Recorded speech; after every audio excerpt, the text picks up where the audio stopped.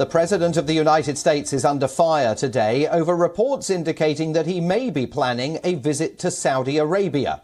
The political website Axios and other news organizations here report that senior White House officials are mulling a presidential trip to Saudi Arabia in the spring in an effort to find additional sources of oil for the West as Russian sanctions intensify.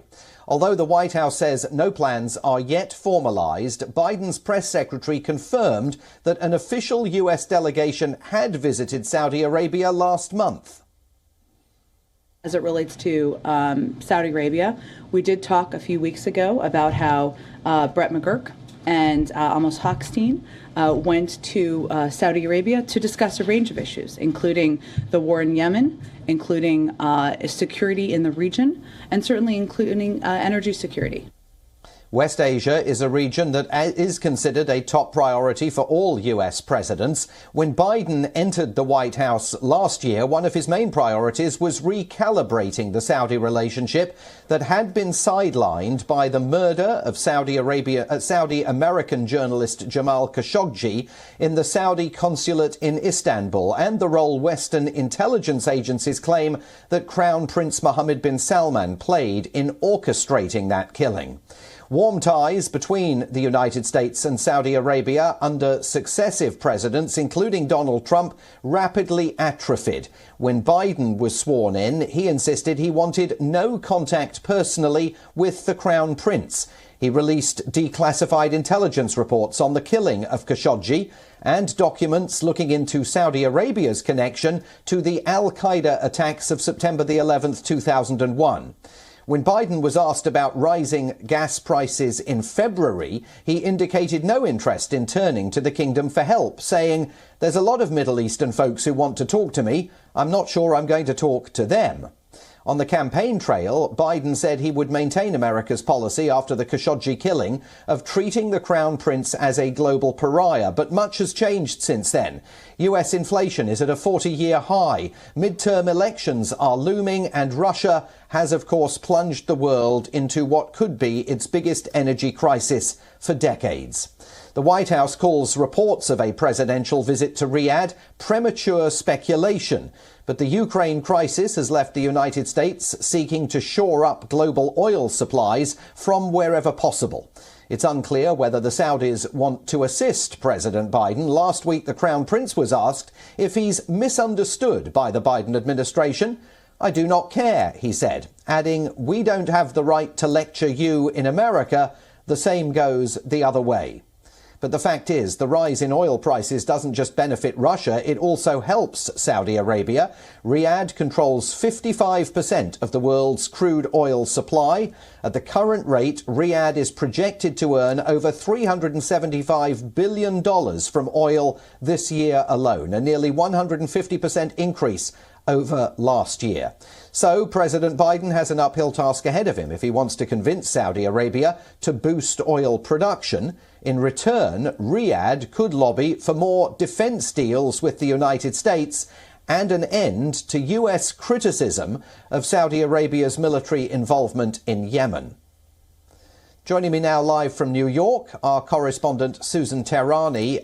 Susan, let's talk about this possible trip to Saudi Arabia by President Biden. The White House calling all of this premature speculation. Where do we understand that things actually stand?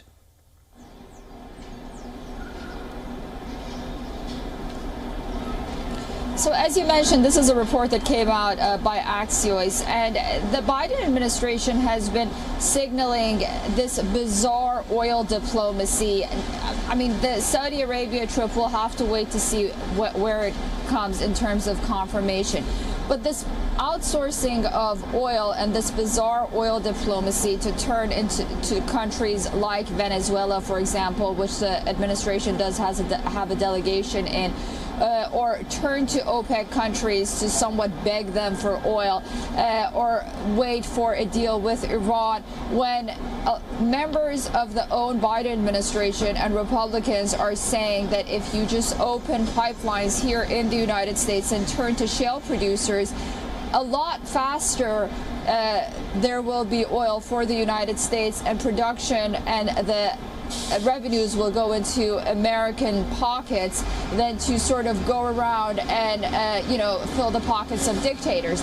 So I think a lot of the frustration and criticism that we're seeing right now, at least here in the United States, comes from that. And sort of it culminated with this report from Axios about this possible trip to Saudi Arabia regarding how much more are we going to outsource under the guise of reducing our carbon emission, where, the carbons are being emitted outside of the United States. We're keeping to clean energy when, frankly, right now, this economy cannot run on anything but fossil fuel, at least for the next several years.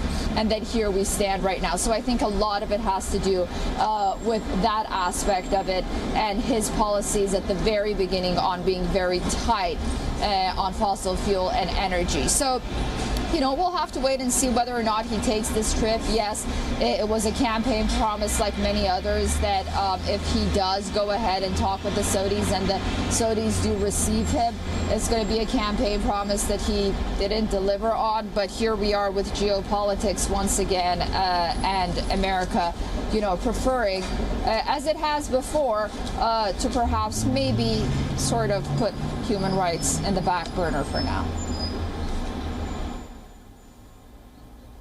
And Susan, while we've been talking, one bit of breaking news here in Washington, we are hearing that President Biden may ban Russian imports of oil into the United States within the next few hours. Those reports coming from prominent Democrats on Capitol Hill who say they expect an announcement here today. But let's go back to this issue of a possible presidential trip to Saudi Arabia.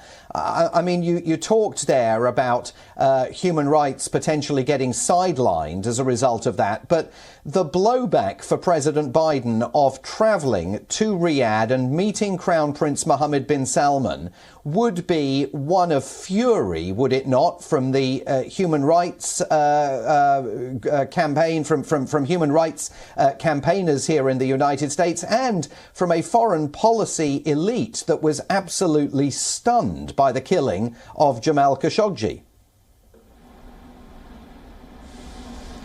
It's not a win-win strategy. I mean, he can't win in this scenario right now. One, because again, this is what this administration and the Obama administration and Democrats seem to do this a lot, and not to point fingers at them, but they keep drawing these red lines that they pass themselves, and they get themselves into these hot waters. So yes, exactly. The Khashoggi case was something that raised worldwide condemnation, and the previous administration was chastised and criticized time and again for engaging with Saudi Arabia, even if it was limited. And here he is, President Biden, he's going to be seen like being a hypocrite on the issue on the one hand, and on the other hand, we're not going to know whether or not, Saudi Arabia, it does seem like it does have the capacity and the supply to make up for Russian oil on the international market, but whether or not it's able to do that, and whether or not it wants to release its oil, because on the other hand, it's an OPEC member country, it doesn't want to drive down the prices right now, it's benefiting. So, the scenario, maybe President Biden does make this trip. Bin Salman doesn't get what he wants from Bin Salman, and then he also has, the criticism to be faced with. Just regarding that breaking news, I do want to say that the Democrats really needed to do this for a political win. Banning Russian oil in the United States may be a lot more political than practical. The United States does import Russian oil, but it doesn't make up that much, less than 10% of what we're importing here in the United States. For it to have an effect on the Russian economy, it would have to be with its partners around the world. So we'll have to wait to see how that works out in the next few hours. Susan Tehrani, live for us on the streets of New York City. Thanks very much indeed for being there again today.